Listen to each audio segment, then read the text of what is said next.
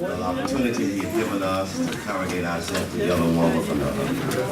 We certainly thank God for God is God all by Himself. And it's in Him we live, move, and have our very being.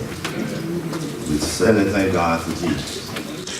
We thank God for the Holy Spirit. We thank God for each and every one of you as children and for those who have participated in the worship service thus far. The songs that have been led, the prayer petition on our behalf, the scripture reading that have been read, and to all who have participated.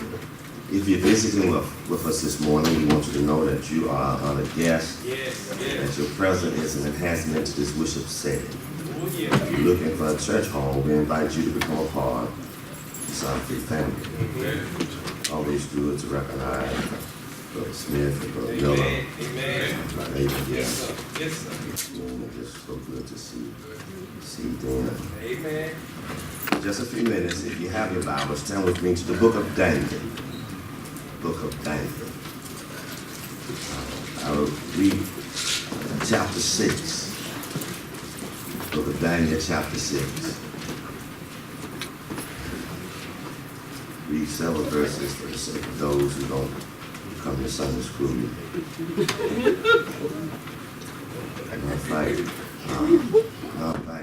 We're going to, after the service over, after Smith do the announcement, I want Sister Miller and her class to come up. And I want her to do a review. I was listening to her as she done her class this morning and asking those kids questions and the things that they knew and replied back. I want the church to see what is being taught, and I want to encourage you to bring your kids and grandkids and nieces and nephews to Sunday school. Amen. So don't forget that. After, in fact, right before the announcement, we'll do that. Daniel chapter 6, verse 1, we'll begin reading. It pleased Darius to set over the kingdom 120 satraps to be over the whole kingdom, and over these 3 governors, of whom Daniel was one, that the satrap may give account to them, so that the king would suffer no loss.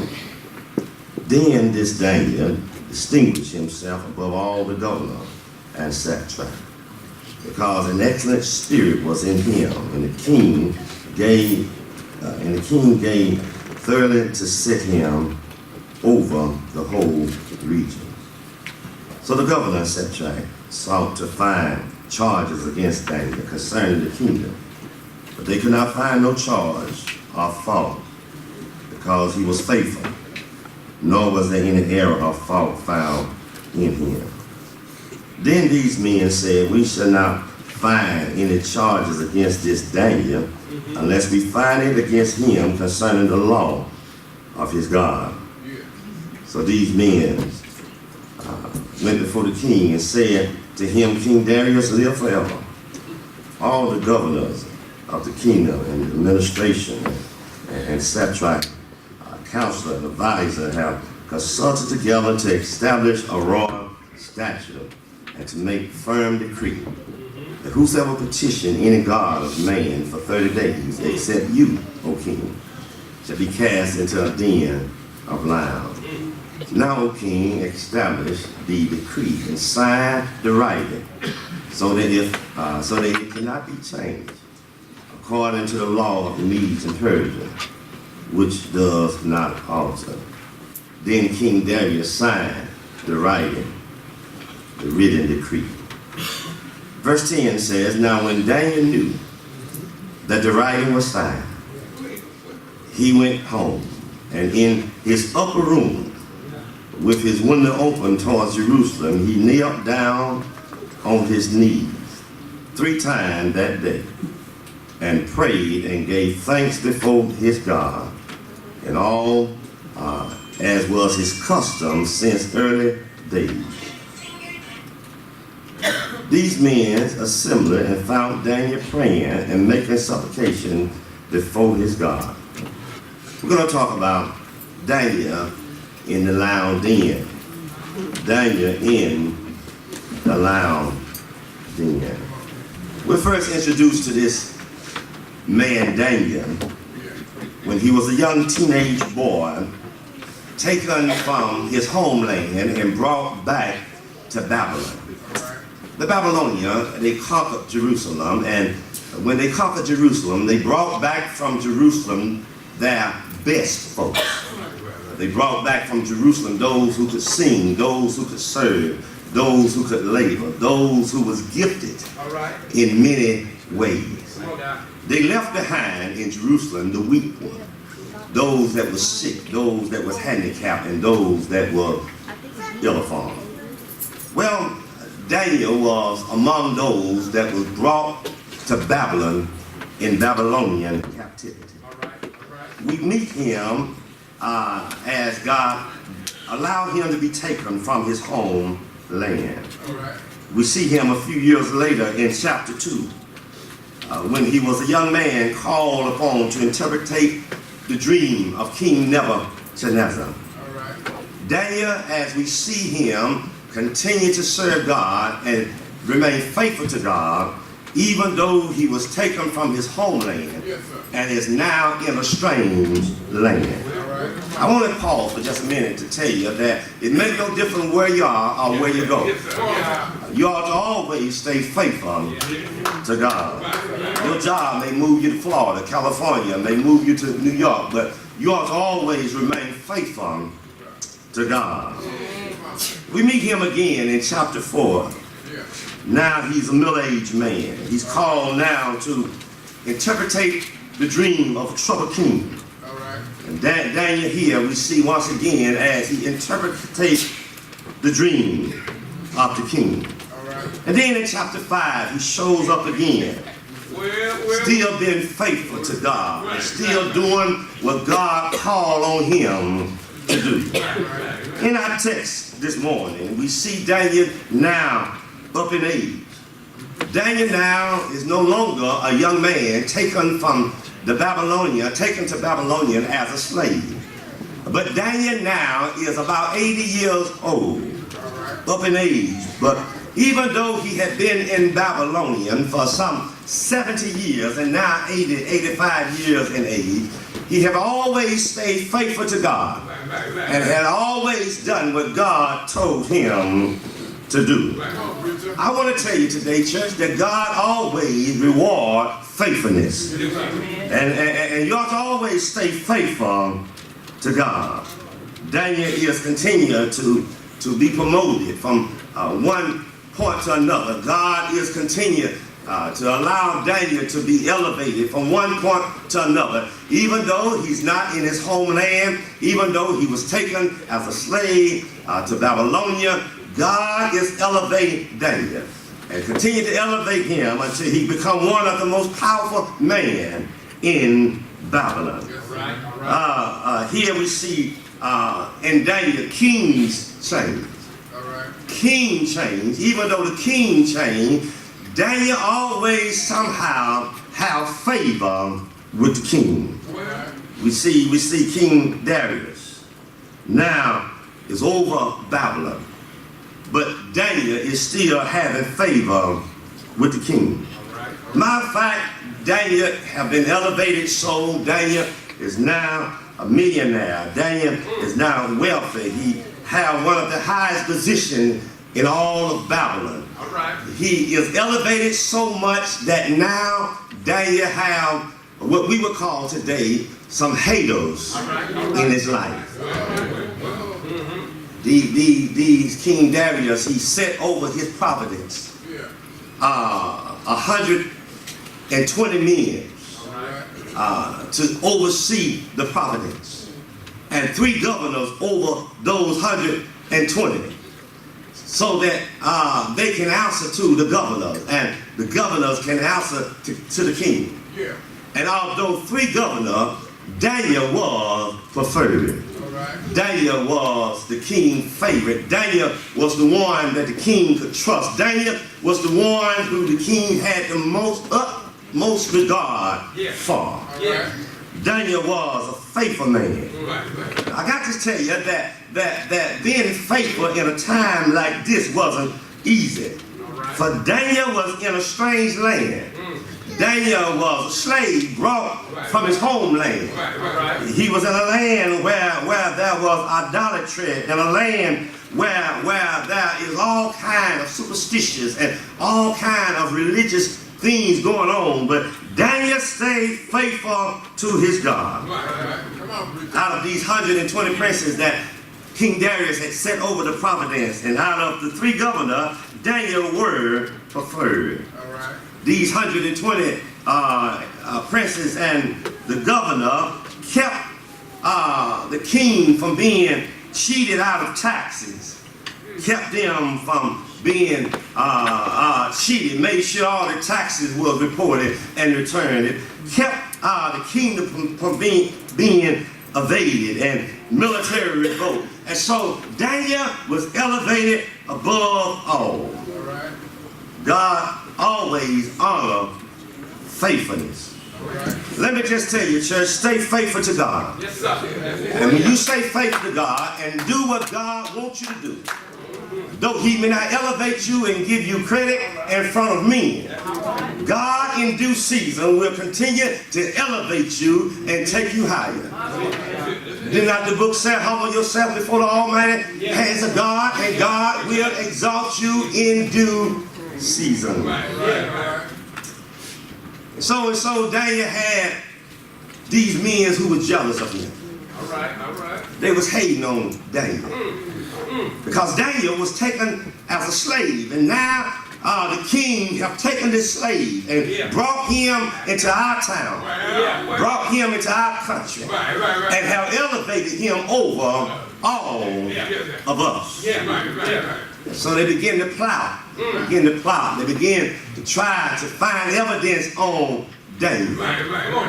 And they said, we need to find some evidence on this Daniel. And the record says that they looked at Daniel, they observed Daniel, they followed Daniel, they watched Daniel. They was peeping and hiding and watching Daniel, watching his move, and watch what he was doing, and watch where he was going. They say, we can't find nothing on Daniel.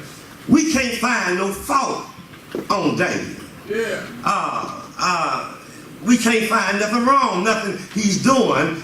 And they came to the conclusion, if we're going to find something wrong with Daniel, we're going to have to find something that have to do with him and his relationship with God, his religion, his devotion to God, and find something that have to do with his devotion to God over against the rules of the kingdom.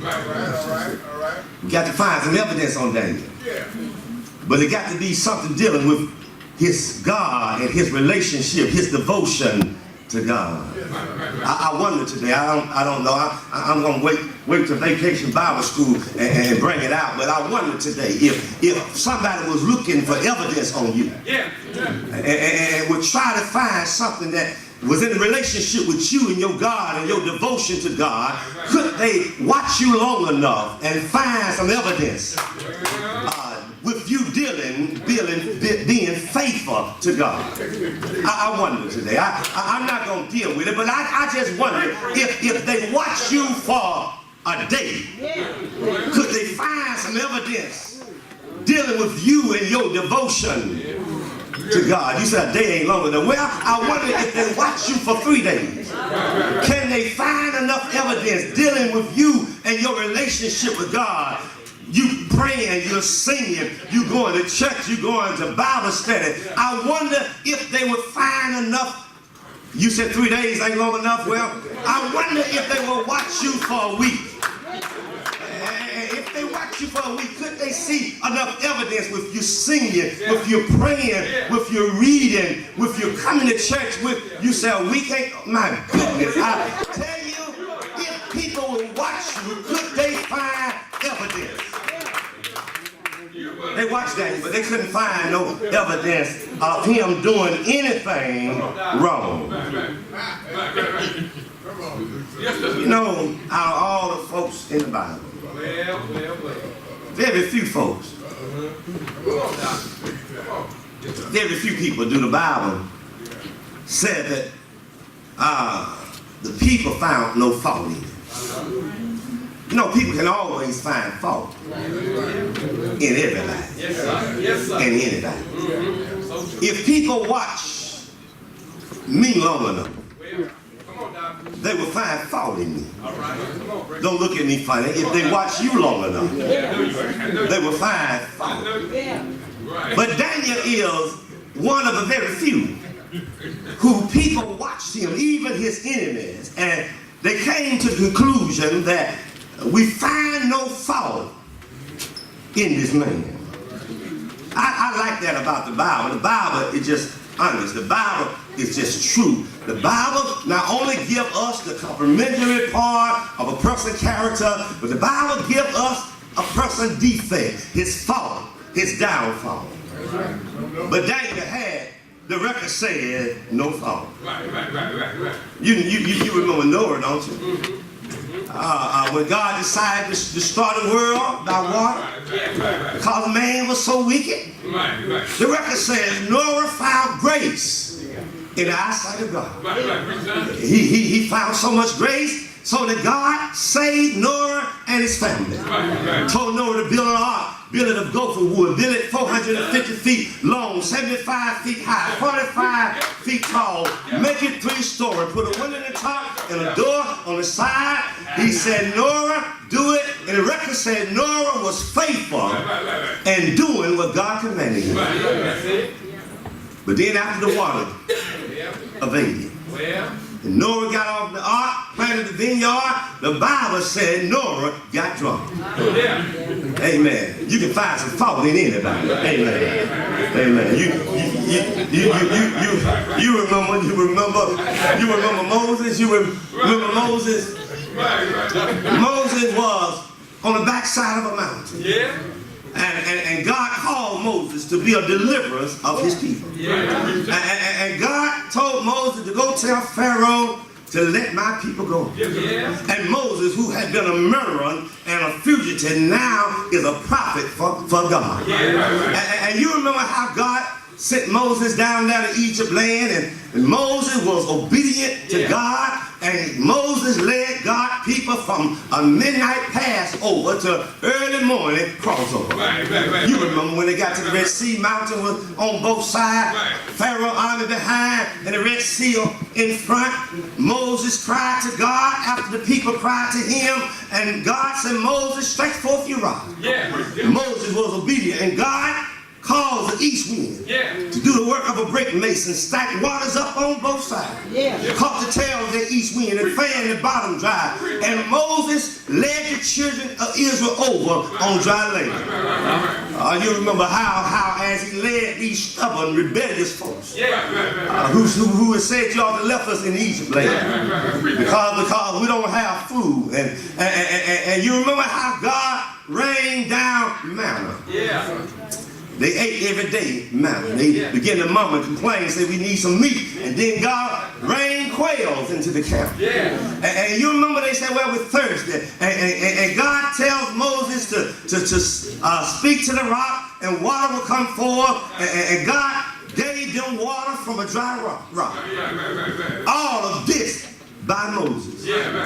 But then Moses, one day God said speak to the rock, and Moses hit the rock. Amen. And because of that, he missed out on the promised land. My point is, you can find some fault in anybody, even God's great men. You'll find some fault. Wish I had time, got to get back to my lesson, but if I had to talk about Abraham for a minute, you remember Abraham? Abraham was a friend of God. And Abraham was God's friend. And God, on many occasions, did not make a move until he consulted Abraham. He told Abraham what he was going to do. And Abraham and God was friends. And God tells Abraham, I'm going to give you a child. And matter of fact, if we back further, God even called Abraham and tell Abraham to leave your father and leave your kin folks and go to the land that I'll show you. And I'm going to bless you. And they became friends. And you know how Abraham operated with God. But then, even though being a friend to God, Abraham, when he went down to Egypt land, he lied to make like Sarah was his sister and not his wife. The point is, you can find fault in anybody, even God, great men. You do remember Jacob, don't you? Jacob, whose name was changed to Israel, one of the most popular names in Old Testament. Jacob, whose name was changed to Israel. But even Jacob had his fault. He had his character defect. Even Jacob was a man who you could find something wrong with him because he deceived his father, tricked his brother out of his blessing through deceiving his father after he had bought his brother Esau's birthright. The point is, Jacob had his faults. You remember David, don't you? Yeah. Yes, sir. David was a man after God's own heart. But even David was a man after God's own heart. Even though David was anointed king of Israel 3 times, David had his fault. He saw a woman he couldn't refuse. He couldn't refuse her, and he called her and got with her. She gave him the green light. He got with her, and she came up pregnant. He said, "Just give me the green light." She got pregnant, and then when she got pregnant, she sent word back to him and came and said, "I'm pregnant." And she tried to cover it up and couldn't do that, and then finally had Uriah's killed. You know the story, don't you? And my point is, even David, a man after God's own heart, there was some fault. Solomon, Lord have mercy, I don't even want to talk about Solomon. Solomon built the temple for God's people to worship in. And the temple was a magnificent, beautiful building. But out of all the Solomon doing and out of all the Solomon giving, Solomon had his fault. Matter of fact, he had some thousand faults because the record said he had 700 wives and 300 concubines. And the record said they led his heart away from God. Lord, you can find some fault in anybody. Come here, Doug Smith. Come here, Ernest Miller. Come here, Marcus Jackson. Come here, Doug Alexander. Come here, Danielle Ford. Come here, Deb. Let me just call some names for a minute. Come here, Johnson. Come here. Let me tell you. Hey man, don't look down, Philip. I can call your name. Hey man, I can call everybody's name in here. You say don't leave my name out. I'm not gonna leave it out. I can call Jefferson, and you'll still find some fault in anybody. You find some fault. Peter had his problem. Peter had some fault. Paul, who was one of the greatest missionaries in the church, Paul had his fault. But Daniel, the record says they could find no fault in him. They couldn't find no fault in him. They couldn't find. Daniel was a model for spirituality. What's amazing about this, Daniel was a part of people who was captivated in Babylonia. And from a child, he had been stripped from his homeland and brought in as a slave in Babylonia, a city that was renowned for idolatry and superstitions and religious darkness. Yes, he was there as a slave, but God elevated him to become one of the most powerful men in Babylon. Daniel had some men that was out to get him, to set a trap for him. And so because they wanted to bring him down, they could not stand Daniel being elevated the way he was. They couldn't take it. They just couldn't handle it. And here was Daniel, had been in Babylonia some 70 years.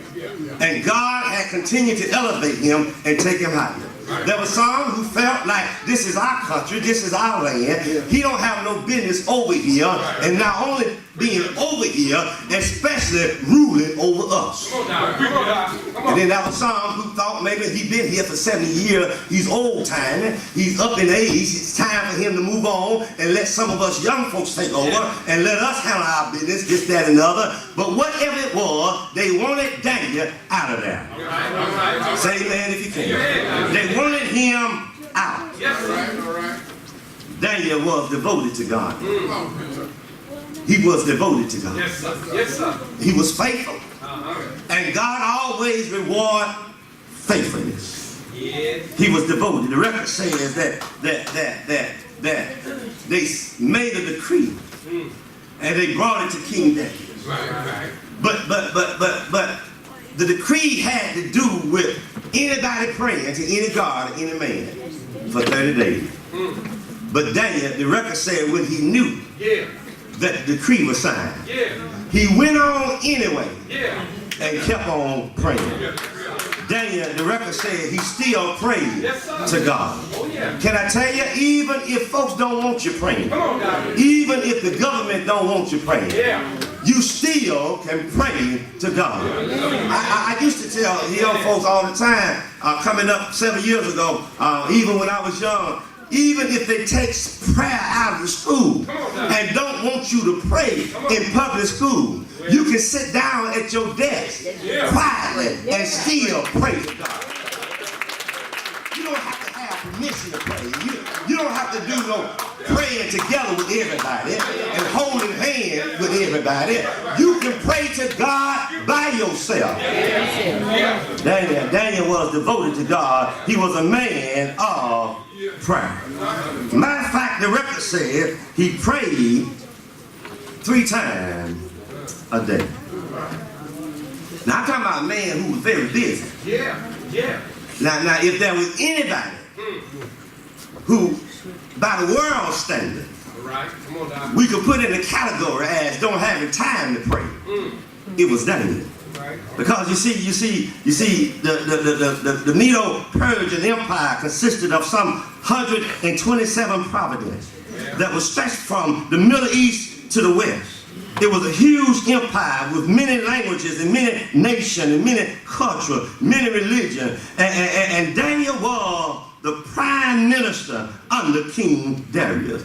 He was a very busy man. He had work to do. He had things to oversee. He had people to see. He was a very prosperous man. But yet, out of all of his prosperity, out of all of his being busy, he took time in his schedule. He put it in his schedule to take time for his God. Lord, I stopped by to tell you, out of all of our being busy, out of all of our busy schedule, out of all of our going and coming, doing this and that, got places to go, people to see, and things to do, we ought to put in our schedule and have time in our schedule to pray to God and be devoted to God and worship God.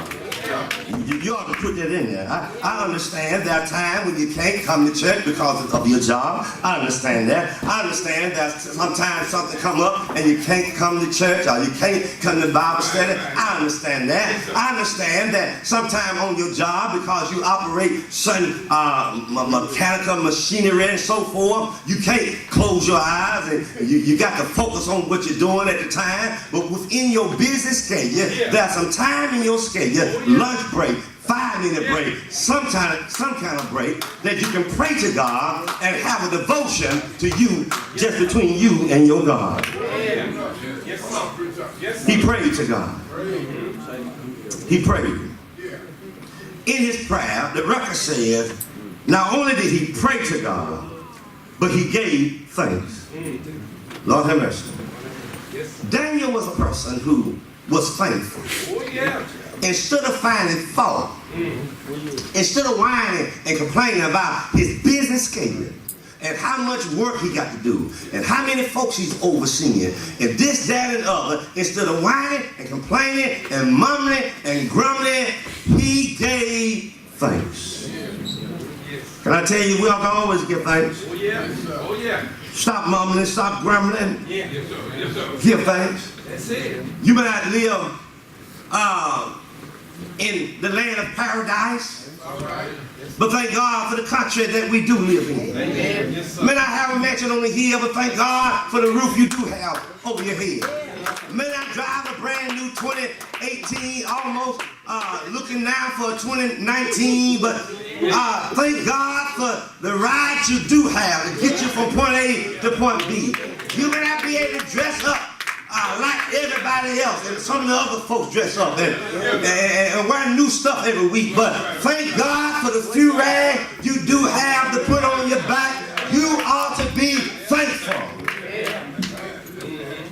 You might not be able to just write checks and never balance your checkbook, because you always know you got money in the bank. You may not be able to do that, but thank God for the good money you do get once a month or once every week or two. The record says in 1 Thessalonians 5:18, it says, in everything give thanks. This is the will of God concerning you. In other words, we ought to be thankful folk. Daniel was thankful. He gave thanks. And then something else we want to point out as we move on, talking about his devotion to God. When he knew that the decree was signed, the record says that he went on in his house, as was his normal routine. Lifted up his window towards Jerusalem, got down on his knees and prayed to God. He went to his house. And it tells me that Daniel, in a world, Babylonia, in a place where there was idolatry, superstition, in a place where there was many false gods, where a place where he couldn't worship his God, in the house of God, because the house of God was in Jerusalem, he turned his home into some kind of prayer chapel, some kind of worship place. He used his home. That's not common. And even in the New Testament, they talk about the church in your house and in the different homes in which the church met. They went down to Sister Mary's house and they had a prayer meeting and so forth. And Paul in Romans 16 talking about the churches that was in the home. In other words, if we would go back to evidence, go to your house. What kind of evidence would there be in your house? Come on, Doc. Lord have mercy. Let me move on. You're looking at me funny. You're looking at me funny. If I was Columbo, if I was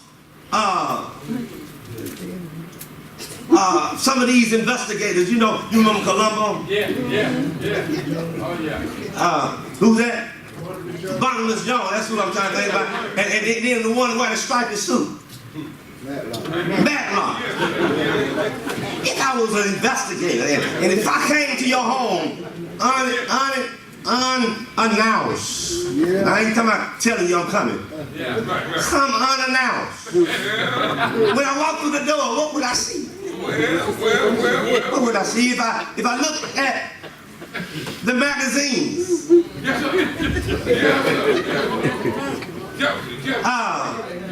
In your house that you read, some just look at. What kind of magazine would I see? If I had your computer for just a minute and could pull up the history, what would I find? If I went in your kitchen and opened your refrigerator, Lord have mercy, what would I see? Daniel went to his house. You said, preacher, move on? I will. Daniel went to his house, as it were, and prayed to God. Not only did he pray, but the record said he kneeled and prayed. He got down on his knees. Can I tell you, you don't have to pray on your knees. The Bible don't tell you any position to pray in, but when we read about how Jesus kneeled and prayed and others kneel and pray, when you kneel and pray, that's simply showing your obeisance to God, how that you recognize who God is, and how you're humbling yourself when you bow down on your knees, and you can do your best praying when you get down. Amen. When you bow down and get down and feel the need of getting down, or even feel down, you can do your best praying. That's why we do our best praying when we're down, when we need, when we're hurting, when we are out, when we really going through something. We do our best praying. So get down on his knees and pray. Open up his window, facing Jerusalem, and pray to God. I wish I had time to deal with that phrase there. I don't have time to deal with it, but the Jew was of the sense that at this particular time, we know better. We know now that God is everywhere. But the Jews at this time felt that God was a localized God. That God dwelt in certain places and had certain spaces. That God of heaven, the God of Abraham, Isaac, and Jacob dwelt in Jerusalem. That's why he said, that's why when they said, sing us a Zion song, they said, how can we sing a Zion song in a strange land? But you see, God is everywhere. We know that now. But he would lift up his window, facing Jerusalem, and pray to God, hoping that wind would come through and take that prayer, and somehow God will hear his prayer and answer his prayer and deliver the children of Israel out of Babylonian captivity. He prayed. He prayed. He prayed. He was faithful. And God rewarded him. He prayed not once a day, not twice a day, but 3 times a day. They was watching Daniel. And you know, let me just pause for a minute. If Daniel was now 85 years old and had been in Babylonian captivity for some 70 years, and if he had been devoted to his God, and he was, as a teenager, if he'd been praying like this for 70 or 75 years, 3 times a day, don't you realize that's a lot of prayer? Yes, that's 80-some thousand prayers. You said, preacher, you smart. Now I added it up earlier. Amen. I ain't that smart. I shouldn't have told you nothing unless you thought. Amen. I had it like that. 80-some thousand prayers. That's a lot of praying. And so when the king signed the decree saying don't pray no more, Daniel, as was his usual manner. You see, when you've been doing something some 80-some thousand times, that's a habit hard to break. Amen. That's a routine hard to break. And so even though the decree was signed, Daniel went on anyway and prayed to God. I've been doing it for some 80,000 times. I've been doing it for a long time. I don't have no better sense, and I got enough courage to just keep on doing what I'm doing. Amen. Amen. Just keep on doing what I'm doing. And so we see Daniel, not only his devotion to God, but now we see Daniel's courage. Daniel remind us that I'm going to keep on praying to God. The price for praying to God is a high price to pay. It's death. But I'm willing to pay the price because God means more than death to me. Lord have mercy. Come on, Dad. Woo. Right. How much do God mean to you? Come on, Dad. Come on. Is God important enough and mean enough to you that you be willing to die? Is God God important enough to you that you'll be willing to lose your job? Is God important enough to you that you'll be willing to lose an opportunity, a promotion, a position? How important is your relationship with God? Well, I wish I had time to preach this thing. There's a lot of preaching in here. Because too many times we're not willing to pay the price. When it comes down to our relationship and God, we're willing to pay the price and everything else. We're willing to pay the price for everybody else. But when it comes down to God, many times we're not willing to pay the price. Daniel knew what was signed, but he went on with his usual practice anyway. He went on. He kneeled down and he prayed. He kept on praying, and when they saw him praying, they was watching him. I said they was watching him. And they saw him praying. They went back to the king and told the king, this Daniel that you put over us, this Daniel that you got as prime minister, this Daniel who you prefer over everybody else, this Daniel was caught praying, and he broke your decree. Now Daniel gonna stay faithful to God, but King Darius, he realized now that he had been tricked. King Darius' intention was not to harm Daniel, because the king loved Daniel. I know many times as a boy we heard the story of Daniel, and we heard this preaching, and we heard and we felt as if the king was doing it because he was mad at Daniel.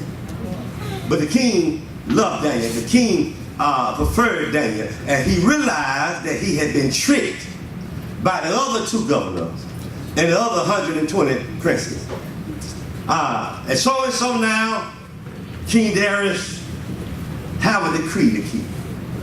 Matter of fact, when King Darius tried to get out of the decree, they remind him quickly, King Darius, you signed the decree. And since you done signed it, you got to keep your word. The king didn't want to do it, he didn't want to do it, but he had to do it because he signed the decree. So as we move on about to close this lesson, we see God reward Daniel because Daniel was faithful. The king tell Daniel, he said, I don't really want to do it, but I have to do it. But Daniel, I know your God. Yeah. He's able to deliver you. He's able to keep you. Come on, Doc. And so that night, Daniel was put in the lion den. They put a stone over the mouth of that den. Yeah. The king was upset because the king didn't want to do it. Yeah. That night, the king refused to be entertained. He didn't want any music. He didn't want even no food to eat. Right. He spent his time fasting. Spent his time worrying about Daniel. Yeah. The record says that early that morning, Lord have mercy, I got to get out of here. Early that morning, the king got up and went on to the lounge den. And the king hollered out in a lamented voice, Daniel, are you still in there, Daniel? Daniel, was your God able, Daniel, to keep you? But Daniel said, oh king, live forever. Oh king, my God, sent his angels last night. When they put me in, not only did they put me in, but God dispatched an angel from heaven. And by the time they put me in, the angel had made it from heaven. Can I tell you, God is quicker than right now. God is sooner than at once. When they put me in, God dispatched an angel, and that angel kept me from the harm of these lions. The king was so happy, he commanded that Daniel be brought forward. And those who accused Daniel was put in the lion den. When they put them in the lion den, those lions devoured them and broke them to pieces. They destroyed them. I got to leave you now, but I got to tell you this before I leave. You better be careful. Because the Bible is right. You reap what you sow. I stop by to tell you better be careful how you set trap for Daniel. Because what you set for Daniel just may be for yourself. Or you better be careful how you treat folks. Because what goes around comes around. Old folks had it right. The old folks had it right When they say it says that you reap what you sow. The old folks put it this way. They said, if you dig a ditch for me, you might as well dig too. Because the one you dig for me may be for you. I stop by to tell you, you reap what you sow. Oh, you better be careful how you set trap for folk. Because you just may find yourself in that same trap. Better be careful how you dig ditches for folks. Because that ditch that you dug for somebody else, you may be walking along one day, not thinking, and you fall in it. You better be careful. You better be careful how you go around lying on folks. Because one day somebody will lie on you. You better be careful how you always trying to bring folks forth, trying to accuse them. Because one day your accuser will come forward. Because in life you reap just what you sow. You reap the same thing you sow. They didn't reap nothing different. They reap the same thing. If you plant corn, I'm a country boy. If you plant corn, you can't look for watermelon. You're going to get corn. Because you reap what you sow. If you plant black-eyed peas, you're going to get black-eyed peas. Because you reap what you sow. Being a country boy, I found out not only do you reap what you sow, but you reap more than you sow. Amen. If you plant a handful of seeds, that's all you're not gonna get for just a few crops. If you plant a bucket full of seeds, you'll get more crops. If you plant a wheelbarrow, some of y'all don't know what a wheelbarrow is, but a wheelbarrow, a seed, you'll get more crops. But if you plant a wagon load of seed, you can get a whole field. You reap more than you sow. But then you know what? You reap later than you sow. You don't go out there plant this morning and then go get you a sack looking to reap that evening. You reap later than you sow. Y'all with me this morning? So you better be careful about the dangers that you set trap for, because they got the same thing they sowed. If you leave from here today, remember, if you get everything else I said, remember, be faithful to God. And God will reward faithfulness. He'll elevate you because of your character. I got to tell you this, I'm through, but I want you to think about this. Young folks, listen, young folks. You are what you are today.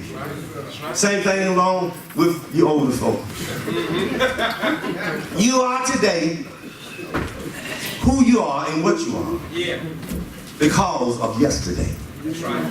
In other words, your past and your decisions and your surrounding and this, that, and other of yesterday, your past helped to mold and shape you into who you are. You are today because of yesterday. You will be tomorrow because of today. Now you can't do nothing about yesterday. Yesterday's dead and gone. But you can do something about tomorrow. Lord have mercy. Y'all missed that. You can't do nothing about your past. You can't do nothing about your history. You can't do nothing about yesterday. You can't do nothing about it. You can't change the past. But you can help cultivate and shape your future. How do you do it? You do it by what you do, decide, the decision you make, the choices you make, and the people that influence your life today will help develop you for tomorrow. That's right. Yeah. Stay faithful to God. Stay devoted to God. And God can take you from today and by the tomorrow of your life. The future, he'll elevate you. Daniel was a slave, but he became from a slave, captive from Jerusalem, brought to Babylon, and by the time he was 85, matter of fact, before then, he was prime minister of Babylon. One of the greatest kingdom of that time.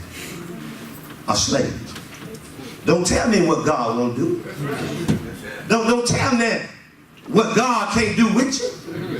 I don't care if the odds is against you. I don't care if the people is against you. I don't care if the system is against you. Don't tell me what God can't do. God can elevate you. Even though the folks is against you, even though your peers is against you, even though the system is against you, God can take you to the height that he want to take you. That's why the old folks used to say that if God pick you up, can't nobody pull you down. But if God pull you down, I don't care about the system, I don't care about your connection, I don't care about your money. If God pull you down, can't nobody pick you up. Stay devoted to God. Stay faithful to God. Stay loyal to God. Spend time praying to God. Spend time worshiping God. And in your devotion, as it shapes your character, you will have the character and the courage that you need to keep God first. And God will do the rest. Be careful how you treat your Daniel. Be careful how you treat your Daniel on your way up. Because if you're not careful, you'll meet those same Daniel on your way back down. There was two other governors. Instead of being thankful for what God done for them, instead of being satisfied with their position, they worried about Daniel. And how the king preferred Daniel. There was other 120 that were over the providence. But instead of being thankful for their position, instead of being thankful what God had done for them in their life, they worried about Daniel. I don't have time to worry about other folks. But being busy thanking God for what he done for me. I don't have time. I don't have time to worry about what kind of car you drive.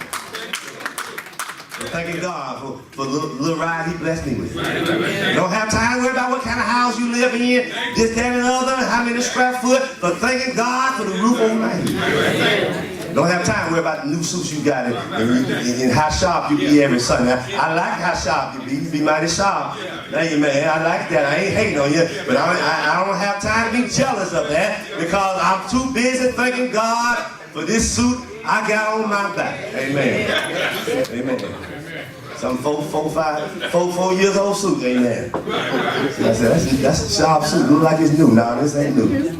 I just know how to change the tires of it. You ought to be thankful for how God bless you. Daniel in the lounge inn. If you hear. And maybe you found yourself like Daniel. All I got to tell you is stay faithful. Stay loyal. Stay devoted. Keep the faith. And God will reward you. If you hear and you're not a child of God, you come out here and believe, repenting, confessing, and being baptized, he'll save you today. He'll add you to his church. Stay faithful. Stay loyal. Stay devoted. And God will do the rest. Amen. Daniel, he never went to Babylon to be prime minister. Daniel never had it in his sight to be prime minister. It wasn't something Daniel strived for and was trying to wheel and deal to get. He just stayed faithful to God. Matter of fact, when you read Daniel didn't keep up a lot of noise. Daniel just went along quietly, staying faithful to God, minding his own business, doing whatever God had for him to do, but yet in the midst of that, God done it. I stop by and tell you, just stay loyal, stay devoted, keep doing what God wants you to do, and then you'll look back over your life one day and say, God did it. God did it. He did it.